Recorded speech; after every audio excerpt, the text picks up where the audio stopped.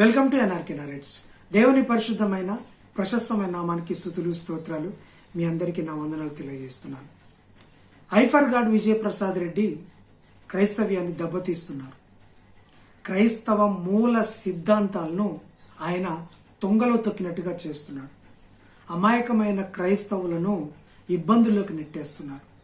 ఆయన చెప్పిందే సత్యం అంటూ, ఆయన చెప్పిందే నిజమని చాలామంది భ్రమపడితే క్రైస్తవ్యానికి దూరం అయిపోతారు. క్రైస్తవ మూల విశ్వాసానికి దూరం అయిపోయే ప్రమాదం ఉంది. ఇటీవల కాలంలో హిందువులు తమ విగ్రహాలకు అర్పించిన ప్రసాదం తినొచ్చు అని స్టేట్మెంట్ ఇచ్చేశారు. ఇవ్వడంతో చాలామంది దీన్ని ఆసరాగా చేసుకొని కొంతమంది క్రైస్తవులు ఇది నిజమే అని చెప్పి ఇప్పుడు వినాయక చవితి ప్రసాదాలను తినే పరిస్థితికి వచ్చారు. వాళ్ళందరూ స్టేటస్లు పెడుతున్నారు. ఇది క్రైస్తవ మూల సిద్ధాంతాలను చెడగొట్టడం. అంటే నీ పేరులో విజయప్రసాద్ అని ఉందని, ప్రసాదం ఉందని మీరు ప్రసాదం తినొచ్చని చెప్తున్నారు. ఎంత దౌర్భాగ్యం అండి. మన విశ్వాసం మూలం వేరు, వారి విశ్వాసం మూలం వేరు. మూలాలను చెడగొడుతున్నారు. మీరు మోసం చేస్తున్నారు, దగా చేస్తున్నారు, అబద్ధ బోధలు చేస్తున్నారు. ప్రసాదాలు తినొచ్చా? ఎక్కడ చెప్పిందండి? వారిని మంచితనంగా లోబర్చుకోవడానికి లేదా మంచితనం పెంచుకోవడానికి ప్రసాదాలు తినొచ్చా? క్రైస్తవ మూల సిద్ధాంతాలకే కదండి. అక్కడి నుంచే కదా మనం వేరైపోయాం. ప్రాచీన స్వభావం నుంచే కదా. క్రిస్టియన్స్ అంటే ఏంటి చెప్పండి? లోకం నుంచి వేరైన గుంపు, వేరైన ప్రజలం, సెటే పార్ట్ అయిన వాళ్ళు, సపరేట్ ఫ్రమ్ ద వరల్డ్ నుంచి సపరేట్ అయిన వాళ్ళు. ఎందుకు? ఆ పాపం నుంచి, ఆచారం నుంచి, ఆ సంప్రదాయం నుంచి, ఆ యొక్క స్థితిగతుల నుంచి, ఆ యొక్క మనస్సాక్షి నుంచి, ఆ స్వభావం నుంచి మనం వేరైపోయాం. ఆచారాలు సంప్రదాయాలు మళ్ళీ చేస్తే ఈ క్రైస్తవ మూలం చెడిపోయినట్టే కదా, ఇబ్బందుల్లోకి నెట్టినట్టే కదా. We are separated from the world అంటే ఏంది? ఈ లోకంలో ఆచారాలు, సంప్రదాయాలు, మర్యాదలు, కట్టుబాట్లు, కట్టు బొట్టు ఇవన్నీ కదా. అందులో నుంచే కదా మనం బయటకు వచ్చి నిజమైన దేవుణ్ణి, సత్యవంతుణ్ణి, ఒక్కడే దేవుడైన దేవుణ్ణి మనం నమ్ముకున్నాం. ఇప్పుడు మళ్ళీ మీరు నమ్ముకున్న వాళ్ళు ఆ ప్రసాదాలు తినొచ్చు, అక్కడికి మొక్కొచ్చు అంటే ఏంటి మీ అర్థం? ఏంటి మీ చాదస్తం? ప్రసాదాల్లో ఏమి లేదట, ప్రసాదాలు ఏం లేదట. ఇప్పుడు వారి విశ్వాసం ఏంటంటే, ఇప్పుడు వినాయక చవితి ఉత్సవాలు జరుగుతున్నాయి. ప్రతిరోజు వారు 9 రోజులు 11 రోజులు వారు మండపంలో వినాయకుని విగ్రహాన్ని పెట్టి వారు ప్రతిరోజు భజనలు చేస్తూ పూజిస్తూ, అక్కడ ఒక పూజారి గారిని తీసుకొచ్చి పండితుల్ని అక్కడ ప్రార్థనలు పూజలు చేసి, ఆ తర్వాత నైవేద్యం ప్రసాదంగా ఆ వినాయకుడికి పెట్టి, ఆ తర్వాత ఆయన తిన్నాడని వీరు విశ్వసించిన తరువాత, ఆయన ఆరగించాడని వీరు విశ్వసించిన తర్వాత ఆ ప్రసాదాన్ని అక్కడున్న వారు అందరూ షేర్ చేసుకొని ప్రసాదం కళ్ళకద్దుకొని వారి విశ్వాసము చొప్పున వారు తింటారు. ఇది కదా ప్రసాదం అంటే వారు ఎందుకు పెడుతున్నారు ఆ ప్రసాదం? ఆ వినాయకుడు అనే దేవుడు మమ్మల్ని చల్లగా చూడాలని, మా పాపాలను తీసివేయాలని, మా తప్పుల్ని కాయాలని, మాకు సిరి సంపదలు, అష్టైశ్వర్యాలు, ఆరోగ్యాలు ఇవ్వాలని ఆ ప్రసాదం వారు తింటారు. అది వాళ్ళ విశ్వాసము, అది వాళ్ళ విశ్వాస మూలం. అంటే ఇప్పుడు నువ్వు వాళ్ళ ప్రసాదం నువ్వు తింటే అంటే వాళ్ళ విశ్వాస మూలంలోకి నువ్వు వెళ్ళినట్టే కదా. అది కాదు కదా దేవుడు చెప్పింది. మన యేసయ్య చెప్పింది ఏంది? నేను తప్ప నీకు వేరే దేవుడు ఉండొద్దు అని చెప్పాడు కదా. అట్లాంటప్పుడు వారి మూల విశ్వాస సిద్ధాంతాల్లోకి నువ్వు వెళ్తే దాంట్లో ప్రయోజనం ఏముంటుంది? అది ఫక్తు మనం బయటికి వెళ్ళినట్టే కదా లెక్క. అలా ఎలా తింటావు? అంటే నీ పేరులో ప్రసాదం ఉంది కాబట్టి ఏదైనా చేయొచ్చు అనుకుంటున్నావా? ఏదైనా మొక్కొచ్చు? మీరు అట్లా ప్రసాదం తింటే తప్పు కానప్పుడు విగ్రహానికి మొక్కితే తప్పే ఉంటుందండి? వినాయకుని విగ్రహం మరొక విగ్రహము మొక్కితే తప్పే ఉంటుంది? ఎందుకు తప్పు అవుతుంది? ఎందుకంటే అది నోరు లేని విగ్రహాలు కదా, మనుషుల చేత చేయబడిన ఒక విగ్రహం కదా. అది మన విశ్వాసం ప్రకారం వాటికి కళ్ళుండి చూడవు కదా, నోరుండి మాట్లాడవు కదా, చెవులుండి వినవు కదా, చేతులుండి సహాయం చేయవు కదా, కాళ్ళుండి నడవవు కదా ఆ విగ్రహాలు. మరి అటువంటి వాడికి మొక్కితే మనకు వచ్చే నష్టం ఏముంది? అది కూడా మొక్కొచ్చు కదా. ప్రమాయకమైన క్రైస్తవులకు మీరు అదే చెప్తున్నారా? నేను తప్ప వేరే దేవుళ్ళు అనబడుతున్న వాళ్ళు ఉండకూడదని చెప్పారు కదా. అది చాలా మంది, కొన్ని కోట్ల మంది వారు వాళ్ళని దేవునిగా కొలుస్తున్నారు, పూజిస్తున్నారు. అటువంటి విశ్వాసంలోకి, ఆ విశ్వాస సూత్రాల్లోకి మనం ఎలా వెళ్తాం? ఆ సూత్రాల నుంచే కదా బయటకు వచ్చింది. ఇప్పుడు మన చర్చిలో కూడా మనము ప్రభు బల్ల ఆరాధన చేస్తాం, ప్రభు బల్లలో పాల్గొంటాం, రొట్టెను ద్రాక్ష రసాన్ని తీసుకుంటాం. అది రొట్టె కావచ్చు, ద్రాక్ష రసమే కావచ్చు. కానీ మన విశ్వాసం ఏంది? ఏం చెప్పాడు యేసుప్రభు వారు అంటే, ఇది నా శరీరమని, ఇది నా రక్తమని మీరు భుజించుడి. ఎవరు? మనం. అందరూ కాదు. ఎవరైతే క్రీస్తు రక్తంలో కడగబడి మారు మనసు పొంది నీటి బాప్టిజం తీసుకొని దేవుని యొక్క సూత్రాలను పాటిస్తూ దేవుడు అదుపాజ్ఞలో ఉండి ఆయన కనుసరణలో జీవిస్తున్న వారు ఆ రొట్టె ద్రాక్షరసం అంటే క్రీస్తు శరీరంలో రక్తంలో పాలు పంపులు పొందుకోవటానికి అర్హులుగా ఉంటారు. కొన్నిసార్లు బాప్టిజం తీసుకుని వారికి, మారు మనసు పొందని వారికే మన సంఘంలో ఆ యొక్క కమ్యూనియన్ ఇవ్వం, ఆ బల్ల ఇవ్వము. అలాంటిది అన్యులకు ఇవ్వం కదా. అన్యులకు కేక్ ఇస్తామేమో, మరొకటి ఇస్తామేమో, కానీ ఈ బల్ల ఇవ్వముగా, లేకపోతే ఈ ద్రాక్షరసం, ఈ రొట్టె ఇవ్వము కదా. అది మన విశ్వాసం, దేవుడు చెప్పిన సూత్రం. అది ఎందుకు ఇవ్వము? వేరే వాళ్ళకి ఎందుకు ఇవ్వం? వేరే వాళ్ళకి ఎందుకు దాన్ని పంచిపెట్టం? ఈవెన్ బాప్టిజం తీసుకొని వారు కూడా ఎందుకు పంచిపెట్టం అంటే దాని ఒక సూత్రం ఉంది. యేసు చెప్పిన ఒక ప్రొఫార్మా, ఒక ప్రొసీజర్ ఉంది. అక్కడ కూడా వారికి ఒక ప్రొసీజర్ ఉంది. ఆ ప్రసాదం వారి పాపముల నుంచి వారిని విముక్తి చేస్తనే నమ్మకం ఉంది. అది ఆ ప్రసాదం స్వీట్తో పులిహోరతో చేసిందే కావచ్చు, కానీ ఆ చేసిన పదార్థంలో వారు ఒక నమ్మకాన్ని పెంచుకున్నారు. మరి ఆ నమ్మకంతో వాళ్ళు ఉంటున్నప్పుడు, అది తిన్నప్పుడు వాళ్ళ నమ్మకానికి, వారి విశ్వాసానికి మనం బందీలైనట్టే కదా, అక్కడ ఏకీభవించినట్టే కదా. అంటే ఇప్పుడు ఇక్కడ విశ్వాసం లేనట్టే కదా. మరి ఎలా తినమని చెప్తారు ప్రసాదాన్ని? ఇంత చిన్న లాజిక్ ఎలా మిస్ అవుతున్నారు? ఎవరినో మభ్యపెట్టడానికి, ఎవరినో మీరు ప్రసన్నం చేసుకోవడానికి. ఇది మనుషుల నీతి దేవుడి నీతిని ఎన్నటికీ జయించదు. మనుషుల నీతి వేరు, మంచితనం వేరు. నువ్వేదో మోటివేషన్గా మంచిగా చెప్పాలనుకుంటున్నావేమో. మంచి ఎప్పుడు దేవుని నీతిని నెరవేర్చదా? నెరవేర్చదు. మోటివేషన్ చేసుకుంటే నువ్వు మంచోడు అంటారేమో. అబ్బా, విజయప్రసాద్ రెడ్డి గారు వచ్చి మా ప్రసాదం తిన్నారా, ఎంత గొప్పోడని నిన్నంటారేమో, కానీ నువ్వు కొలిచే దేవుణ్ణి ఎంత మాత్రం వారు అంగీకరించరు. ఇప్పుడు ఏం చెప్తున్నాడంటే, కొత్తగా అయినా విజయప్రసాద్ రెడ్డి గారు క్రైస్తవులట హిందువులు చేసుకునే సత్యనారాయణ వ్రతాలు కానీ, వరలక్ష్మి వ్రతాలు కానీ, వారి దేవి దేవతల పేరిట వాళ్ళు చేసుకునే వ్రతాలకి మనం వెళ్ళొచ్చట, అక్కడ ప్రసాదాలు తినొచ్చట చెప్తున్నాడు ఈయన. ఒకసారి ఏం చెప్తున్నాడో చూడండి. నేను మీది విని, మా పక్కింటి వాళ్ళు కావచ్చు, మన వాళ్ళు వరలక్ష్మి వ్రతం చేసుకున్నారు, అందరు హిందువులు ఫ్రెండ్స్ అందరు. వాళ్ళు పిలిచారన్న నన్ను, మార్నింగ్ పిలిస్తే ఎందుకో పోలేదు. నైట్ మళ్ళీ 3-4 టైమ్స్ కాల్ చేశాను. నాకే అనిపించింది ఇన్ని సార్లు కూడా పిలిపించుకోవడం తప్పు కాదు, వెళ్ళాలని. ఎంత హ్యాపీగా ఫీల్ అయ్యారంటే, కాసేపాల నిలబడి వచ్చేస్తా తప్ప నువ్వేం పూజలు అయి చెయ్యవు కదా, నీ విశ్వాసం కాదది. అంతే కదా, జస్ట్ నువ్వు కాసేపాల నిలబడి వచ్చేస్తా తప్ప నువ్వేం పూజలు అయి చెయ్యవు కదా, నీ విశ్వాసం కాదది. వాళ్ళు విందుకు పిలిచినప్పుడు నువ్వు వెళతావు, విందు చేసి వచ్చేస్తావు. అన్న వాళ్ళు ఏం చెప్పారంటే, మీరు ప్రసాదాలు తినరు, మేము ఇంట్లోనే తింటాం, అది బయట వాళ్ళకి పెట్టము, ఇవన్నీ వండి సెపరేట్ గా వండినది. ఎంత మంచి మనసు వాళ్ళది, మీకోసం సెపరేట్ గా వండి పెట్టారు. మళ్ళీ వాళ్ళ ప్రసాదం కాకుండా సెపరేట్ గా వండి పెట్టారంటే మరి ఎంత మంచి మనసు అమ్మా వాళ్ళది. అలాగే మీరు ఇప్పుడు మీరు వెళ్ళారు కాబట్టి, మీరు రేపు పొద్దున ఎప్పుడైనా ఒక సువార్త సభ పెట్టుకున్నా, మీ ఇంట్లో ఏమైనా స్పెషల్ గా కృతజ్ఞత కూర్పు పెట్టుకున్నా వాళ్ళు కూడా వస్తారు. అలాగే ఇప్పుడు మీరు వెళ్ళారు కాబట్టి, మీరు రేపు పొద్దున ఎప్పుడైనా ఒక సువార్త సభ పెట్టుకున్నా, మీ ఇంట్లో ఏమైనా స్పెషల్ గా కృతజ్ఞత కూర్పు పెట్టుకున్నా వాళ్ళు కూడా వస్తారు.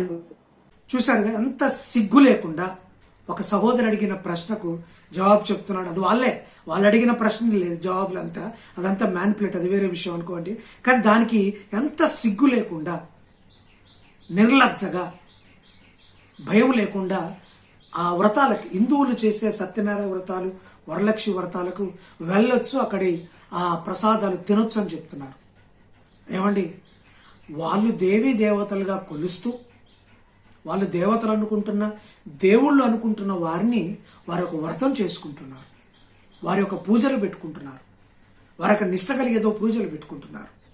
వాళ్ళు ప్రసాదాన్ని దానికి వారి దేవతలకు నైవేద్యంగా అర్పిస్తారు. అటువంటి వాటికి మనం వెళ్తామండి? వెళ్ళొచ్చా అండి? అన్య దేవతలను ఆరాధించవచ్చా?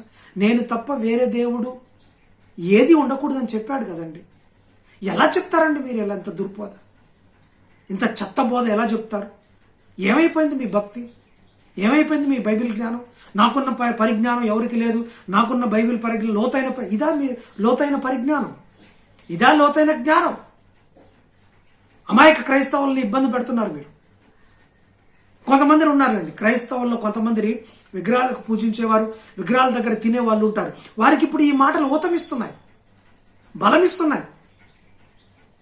అబ్బా చెప్పేది నిజమే కదా అనిపిస్తున్నాయి. కానీ బైబిల్ గ్రంథాన్ని తరిచి మనం చూడగలిగితే, ఈ బైబిల్ గ్రంథాన్ని తరిచి మనం పౌలు గారి కొరింథీ పత్రికను కానీ, ఎఫెసీ పత్రికను కానీ, పేతురు గారు రాసిన 1వ పత్రిక కానీ తరి చూస్తే మనం ఎవరమో ఇందులో ఉంటుంది.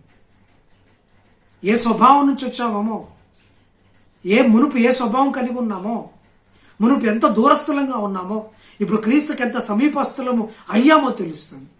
మళ్ళీ వారి ఆచారాలు సంప్రదాయాలు పాటించి క్రీస్తుకు దూరస్థులం అవుదామా? ఏంటి మీరు చెప్పేది? అమాయకమైన క్రైస్తవులు కానీ, మిగతా వారు కానీ ఇటువంటి బోధల్లోకి వెళ్ళిపోకబాకండి. మీరు దీన్ని ఆసరాగా చేసుకోబాకండి. ఇది దుర్బోధ, అబద్ధ బోధ, ఇది అపవాది బోధ, అపవాద ఆడిస్తున్న బోధ. దినోత్సవం లిబరలైజేషన్ చేస్తున్నారు. ఇదేదో మోటివేషన్ లాగా చెప్తున్నారు. ఇది దేవుని నీతి ఎప్పుడు, దేవుని మాటలు ఎప్పుడు మోటివేషన్ కాదండి. సువార్త అంటే ఏంటంటే, సువార్త చెప్తున్నప్పుడు ఖచ్చితంగా వేరే వాళ్ళకి గుచ్చుకుంటుంది, ఇబ్బందులు అవుతాయి, అది చేదుగానే ఉంటుంది. ఎందుకు? నేను తప్ప వేరే దేవుడు ఉండకూడదు అన్నాడు. నేనే సత్యం, నేనే మార్గం, నేనే జీవం అన్నాడు. అంటే నేనే అన్నాడు, నేను మాత్రమే అన్నాడు. నేను కూడా అంటుంటే ఇక మనం క్రైస్తవంలోకి ఉండాల్సిన అవసరం కూడా లేదు.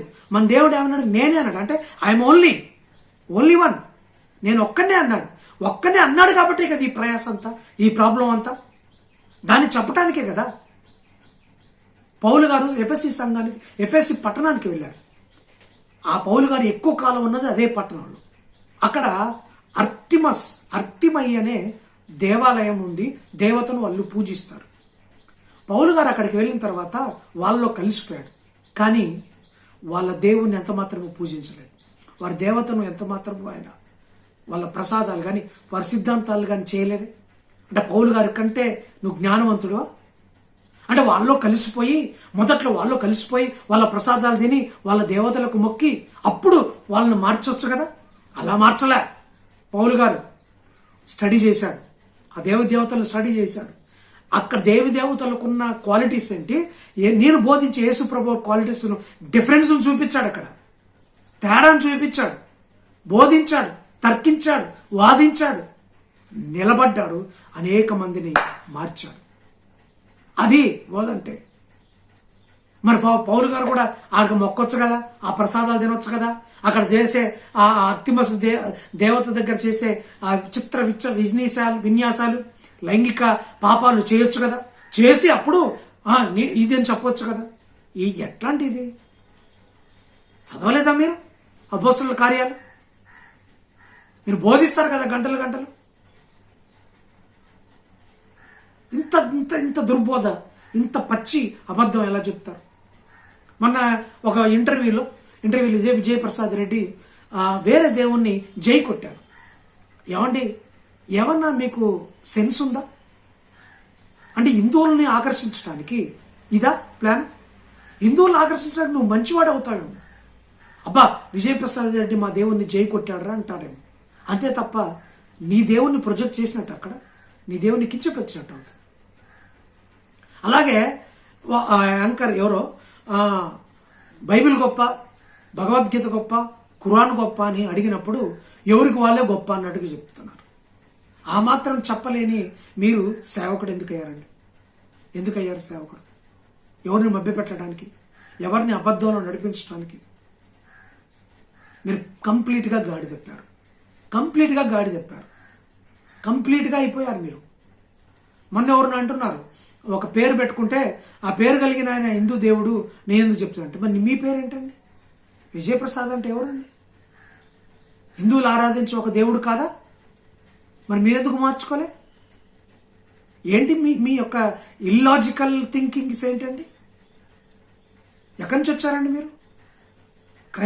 హిందూ మూలాల్లో నుంచి క్రైస్తవంలోకి పిలువబడ్డారు. ఓకే, క్రైస్తవులను ఫ్రెండ్స్ హిందువులను ప్రేమించాలి, వాళ్ళు మంచిగా చూడాలి. అంతేగాని వాళ్ళ ఆచార సంప్రదాయాలను మనం పాటించకూడదు. ఒకటి మాత్రం నిజం,